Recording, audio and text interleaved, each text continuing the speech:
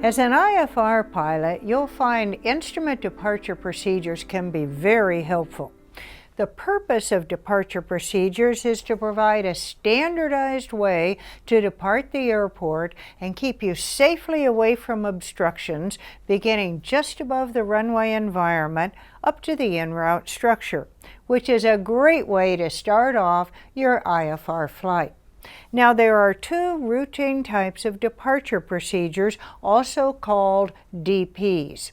Obstacle departure procedures, called ODPs, and standard instrument departures, called SIDs, SIDs. When you see this symbol on approach charts, a white T surrounded by an upside-down black triangle, it could mean that takeoff minimums are non-standard, but it could also mean that there may be specific departure procedures published for that airport. You can find these obstacle departure procedures in the U.S. Terminal Procedure publication, which can be found on the FAA.gov website. And you can also find them in applications like ForeFlight and Garmin Pilot and others. Now, DPs come in two printed forms, textual and graphic. You'll find these in the Terminal Procedures publication. Textual ODPs, obstacle departure procedures, are found in the takeoff minimums, obstacle departure procedures, and diverse vector section. And graphical ODPs and SIDs are found just after the approach procedures for that airport.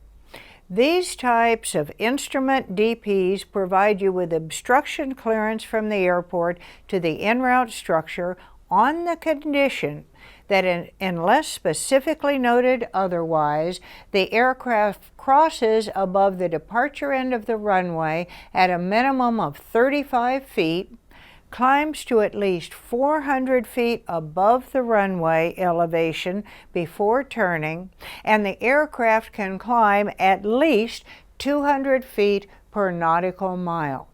At 90 knots ground speed, 200 feet per nautical mile is about 300 feet per minute. Now, ODPs provide obstacle clearance on the least restrictive route possible. Also, ODPs can be provided in either textual or graphical form, or both. Now, ATC might not assign you an ODP, but you are allowed to fly an ODP even if ATC does not assign it. In fact, if you cannot see the terrain and obstacles, the FAA highly recommends that you do fly the ODP because obstacle clearance is not provided by ATC until they provide navigational guidance in the form of radar vectors. So unless ATC assigns you a different departure procedure or provides radar vectors, you should be flying the ODP if there is one. So let's look at the textual ODP for Sheridan, Wyoming's County Airport, runway 6. And here you'll find the description of the procedure. You look up the airport by city and state. And it says here that for runway 6, you would start a climbing left turn to intercept the Sheridan, Wyoming VORDME's 109-degree radial. To go to the Sheridan VORTAC and thence, meaning fly your ATC cleared routing. And remember, even though the ODP says a climbing left turn, you do not start that turn until you are at least 400 feet above the runway elevation.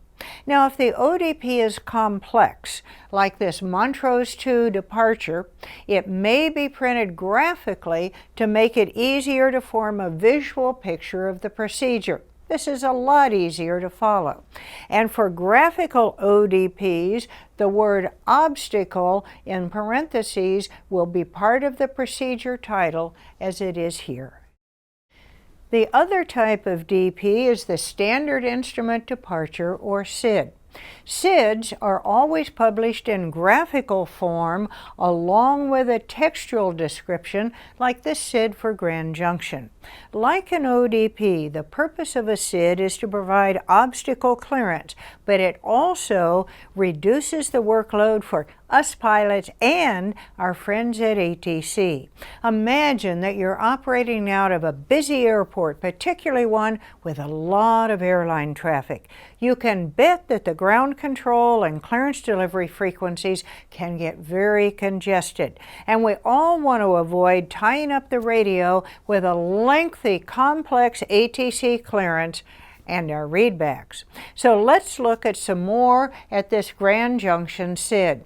You can see here that it's titled Grand Junction 7 Departure, and you can see the graphical depiction of the route here in the plan view, and then the textual route and transition descriptions are down below.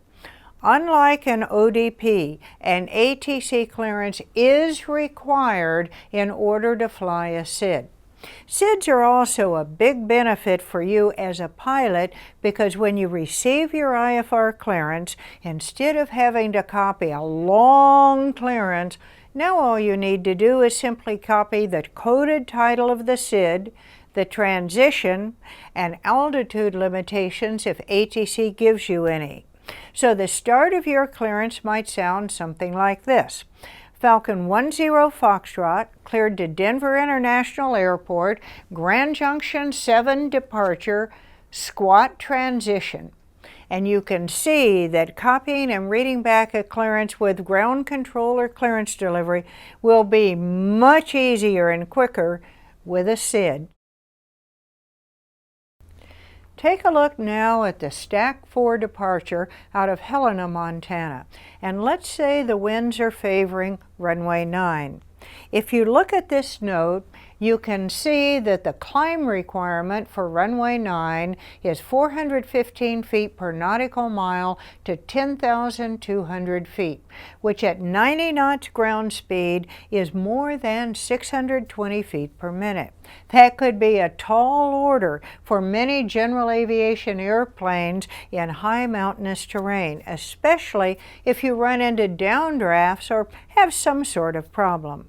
So if you plan to accept a clearance that includes a SID, you'll need to make sure you can meet any required climb gradient. Now, if you cannot meet all of the requirements of the SID, or you don't have the charted procedure with you, you need to enter no SID in the remarks section of your flight plan. But let's say you're flying an airplane that can meet the requirements of the SID, and you do have the charted description of it. So you are able to fly it. Let's talk about how you do this. You can recognize the basic SID because it's shown by the heavy black arrows that come out from the airport. Notice in this case that one arrow goes out to the west and then comes back to east to the Helena Vortac, and another arrow goes out to the east and angles up a little bit to the north. Then they both join the 087 degree radial going out of the east out to Stack intersection.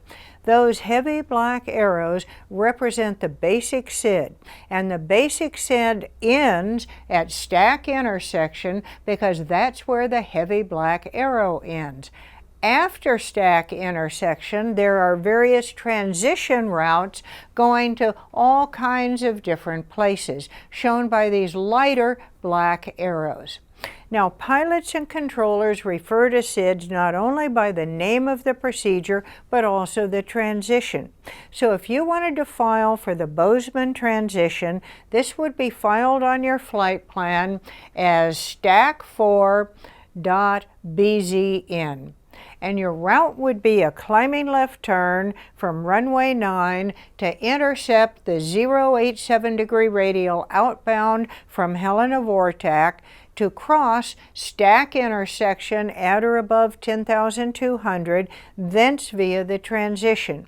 And the Bozeman transition goes on to say, fly the 15 DME arc to Kersey intersection, then outbound on the Helena 103 radial to Sweet intersection, then inbound on the 320 radial to the Bozeman VOR DME. As you can see, it's much easier to read back Stack 4 departure Bozeman transition than to read back all that detailed information. Now, SIDs often contain altitude restrictions, where you have to cross a fix at a certain altitude. Altitude restrictions will be shown in the graphic, like here it says at stack intersection, 10,200 feet with an underline, meaning cross stack at or above 10,200 feet. The altitude restriction will also be given in the textual route description. So down in the bottom part of that departure procedure, it says cross stack at or above 10,200 feet. Let's take a look at the Reno 9 departure and some very important communications information. Say you were cleared for takeoff on either 16 left or right. The route description says to climb on a heading of 164 degrees and then the Reno localizer south course, thence, and if you look down further, it says to expect radar vectors to your assigned route. Let's say your assigned route is Victor 6, which is just nearly over the top of the airport. But what if you lose communications with ATC just after takeoff? Well, in the information below, sure enough, you're told what to do in the event of lost communications.